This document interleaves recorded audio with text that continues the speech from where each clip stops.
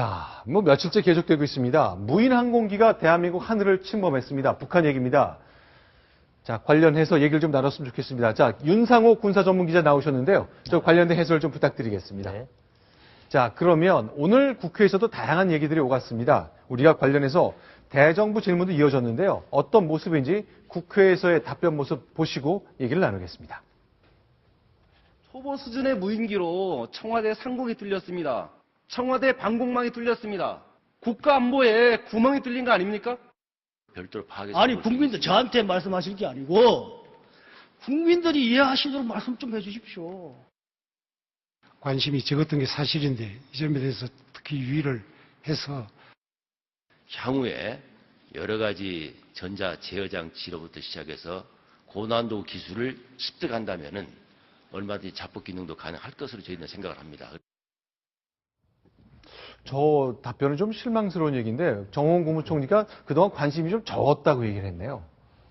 알겠습니다. 관련된 얘기, 오늘 가장 최근까지 좀 업데이트된 얘기, 새롭게 들어온 얘기는 뭐가 있습니까? 일단 국방부가 현재 백령도와 네. 파주에서 발견된 무인기가 일단 군사 정찰용이라는 사실을 네. 다시 한번 확인을 했고요. 그리고 네. 그 부품 일부가 일본제라는 이야기, 그리고 네. 그 외 그 구체적인 재원이나 또 경로에 대한 내용이 이미 공개가 된 바 있습니다. 네, 자, 일단 백령도를 침범한, 그 영공을 침범한 무인기가 지그재그 비행을 했다는데 한번 보겠습니다. 자, 북한 땅에 있고 NLL이 있는데 우리의 백령도와 대청도, 소청도가 여기 있잖아요. 진짜로 비행기가 이렇게 날았나요? 저 가만히 보시면은 마치 네. 우리가 그 쉽게 표현하자면 네. 스캔을 한다는 표현을 한번 생각해 보시면 될 것 쭉 같은데요. 훑었군요. 우리가 그러니까 한 지역을 그냥 슥 스쳐가는 게 아니라 네. 특정한 목적과 시간 간격을 놓고 아주 그 지그재그로 움직였다는 것이죠. 그것은 무엇이냐면 그 지역에 대해서 아주 그 거듭된 정밀 정찰을 했다는 의미로 볼 수가 있겠습니다. 네, 지금 보시는 게 백령도에서 발견된 무인기에 실려있던 카메라에 실려있던 사진 파일입니다. 대청도 모습인데 저 정도로 선명하게 나오네요. 네, 자, 대청도 촬영 모습 봤고요. 소청도 모습. 저런 거, 근데 궁금한 게 인터넷으로 보면 다 볼 수 있잖아요. 근데 굳이 자기네 비행기를 보내서 찍고 그래야 될 이유가 좀 있습니까? 통상 그 인터넷을 통해서 볼 수 있는 것은 우리가 구글어스라고 하는 위성 이미지죠. 그렇죠. 그런데 그런 위성 이미지는 보통 1년 전의 사진입니다.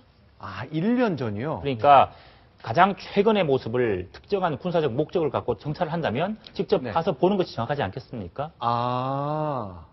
그래서 그런가요? 북한에서 그런 소형 무인기에 네. 그 디지털 카메라를 탑재를 해서 네. 그 GPS 장치를 유도를 함으로써 네. 이 자기들이 보고 싶어하는 네. 그런 한국의 주요 시설과 지역을 집중적으로 정찰한 것으로 볼 수가 있겠습니다. 아, 알겠습니다. 이제 구글이나 우리나라 네이버나 이 다음 같은 위성 사진은 볼 수는 있습니다만 그건 1년 전, 2년 전 거고 그렇죠. 네. 군부대가 만약에 이동을 다시 했다면 가장 최근에 우리 군의 모습, 탱크의 배치, 위치 그런 게 궁금한 거죠. 맞습니다. 북한이 만약 도발을 한다면 아군이 지금 대응 태세가 어떻게 되어 있는지 네. 예를 들어서 K9의 자주포가 백령도에 몇 문이 있고 네. 최근에 어떻게 이동했는지를 알아야 네. 가장 효과적인 기습 타격이 가능하기 때문입니다. 그리고 이제 북한 같은 경우에는 네.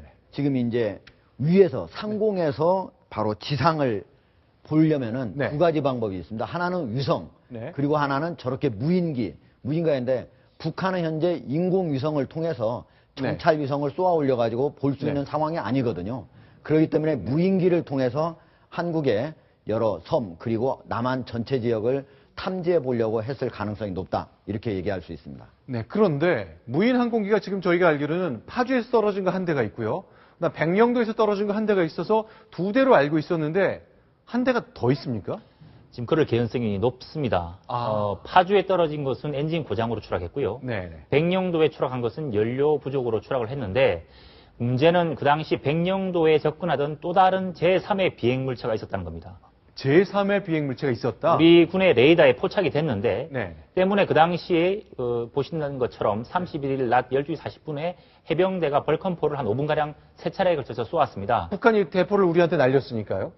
아니, 그 레이더에 레이더에. 괴물체가 포착이 돼서 네네. 벌컨포를 쏘았는데 그 괴물체가 다시 사라져버렸죠. 아. 그런데 나중에 그 상황 구성을 해보니까 백령도로 진입했던 그 무인기가 그 지나갔던 시간과는 전혀 좀 동떨어진 시간대였다는 거죠. 그 말은 뭔가 하면 네. 백령도에 지금 추락한 무인기 외에 또 다른 네. 제3의 무인기가 그 당시 비행하지 않았겠느냐. 그 개연성이 있다는 것입니다.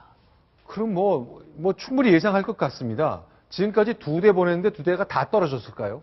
수도 없이 보낸 것 중에 2대가 떨어진 거 아닐까 싶어요. 또 하나 더 가능성이 있는 것이 통상 무인기를 보내면 네.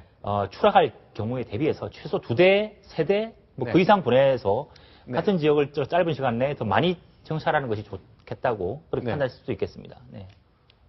자, 그러면 이제 군을 오래 취재한 군사 전문가시니까 지금 상황에서 지금 군이 얼마나 위중하게 느낍니까? 청와대 사진이 안 찍히고요. 만약에 그냥 아파트 정도 찍혔으면 좀 달랐을까요?